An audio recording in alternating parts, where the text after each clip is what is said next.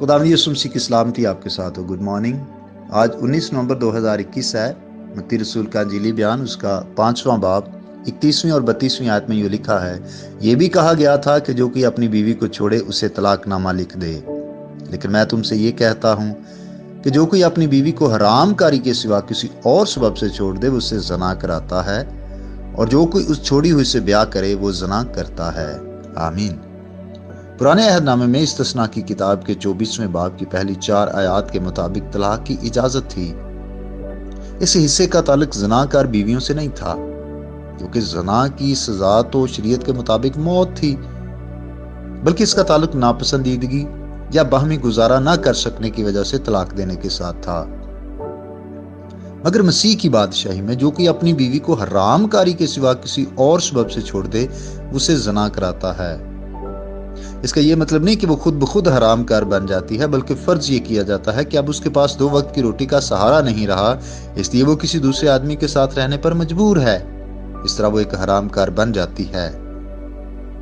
نہ صرف یہ کہ سابقہ بیوی حرام کاری میں زندگی بسر کرتی ہے، بلکہ جو کوئی اس چھوڑی ہوئی سے بیاہ کرے وہ زنا کرتا ہے۔ ہمارے منجی خداوند یسوع مسیح نے اس پیچیدہ معاملے کی اصلاح اور ترمیم کی۔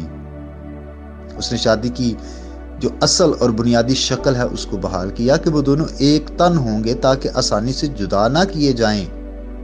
اس لیے سوائے حرام کاری کے کسی وجہ سے طلاق کی اجازت نہیں، کیونکہ حرام کاری سے شادی کا عہد ٹوٹ جاتا ہے۔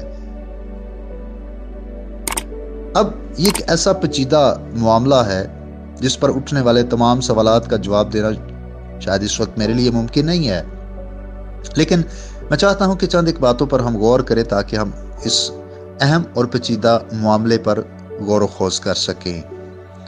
یاد رکھیے، خدا ایسی طلاق سے جو کلام کے مطابق نہ ہو خدا بیزار ہوتا ہے، ملاکی کی کتاب کے 2 باب کی 16ویں آیت کے مطابق۔ لیکن خدا نے خود اپنے لیے بھی یہ لفظ استعمال کیا یرمیہ 3 باب کی 8ویں آیت میں کہ میں نے یعنی اسرائیل کو طلاق دے دی ہے۔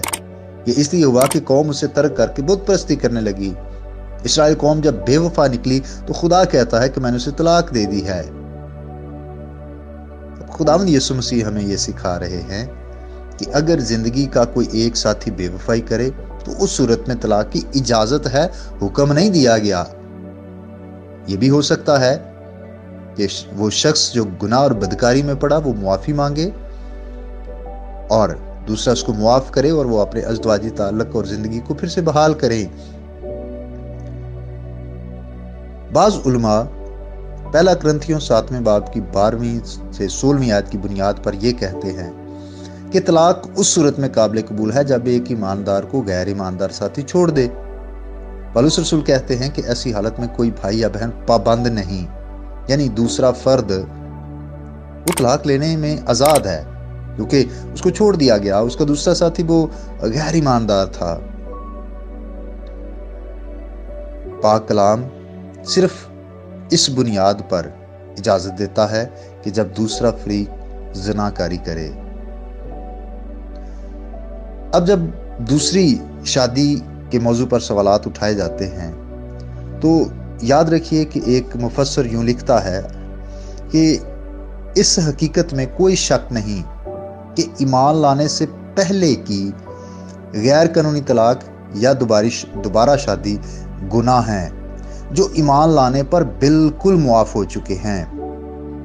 مثال کے طور پر جب ہم 1 کرنتھی اس کے 6 باب کی 11ویں آیت سے آگے دیکھتے ہیں جہاں پولس رسول زناکاری کو بھی ان گناہوں کی فہرست میں شامل کرتا ہے جن کے مرتکب اہل کرنتھس پہلے ہوتے رہے تھے، لیکن ایمان لانے سے پہلے کیے ہوئے گناہ ایماندار کو مقامی کلیسیا میں شامل ہونے یا کلیسیائی سرگرمیوں میں حصہ لینے کی راہ میں رکاوٹ نہیں بنتے۔ عزیز بھائیوں اور بہنوں، یہ ایک پیچیدہ معاملہ ہے۔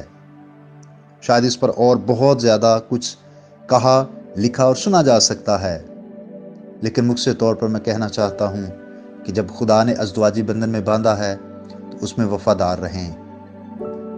کوشش کریں، ہر ممکن اس بات کو یقینی بنائیں کہ 2 کے درمیان کوئی تیسرا نہ آئے۔ خدا آپ کو برکت دے۔ آئیے ہم دعا کریں۔ اے جلال کے بادشاہ، ہم تیرا شکریہ ادا کرتے ہیں اس اہم پیچیدہ موضوع اور معاملے کے لیے۔ تیرا کلام ہماری رہنمائی کرتا ہے۔ بخش دے اے خدا کہ ہمیں سے جتنے بھی شادی شدہ ہیں وہ اپنے لائف پارٹنر کے ساتھ وفادار رہیں۔ گناہ اور بدی سے ہم سب کو بچا کے رکھنا۔ پیارے آسمانی باپ، آج کا دن بے شمار برکتیں، نعمتیں، رحمتیں اور خوشیاں لے کر آئے۔ وہ تمام بھائی اور بہنیں جو اس پیغام کو سن رہے ہیں، ان کو برکت دے۔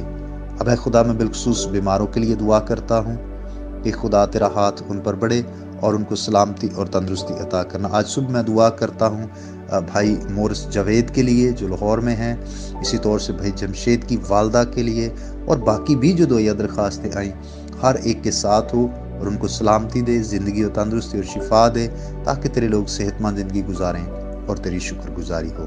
یسوع مسیح کے نام سے آمین۔ میرا نام پاسٹر بشارت ہے اور یہ پیغام آپ کو ایونجیلیکل چرچ اٹک کی طرف سے بھیجا گیا۔ اب تک ہمارا چینل سبسکرائب نہیں کیا تو ابھی سبسکرائب کریں اور بیل آئیکن کو کلک کر کے ہماری لیٹسٹ ویڈیوز کے بارے میں